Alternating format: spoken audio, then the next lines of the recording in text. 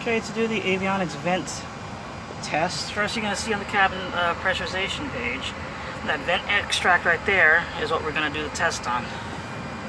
So we come over here, system report test, it says avionics vent.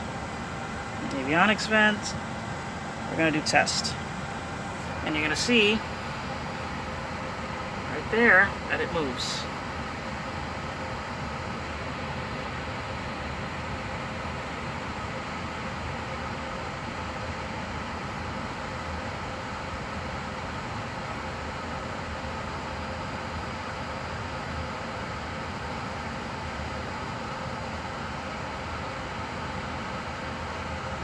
Okay,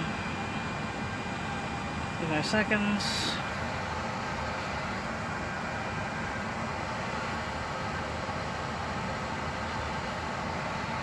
Checks to make sure that it's moving properly, and bam, test okay.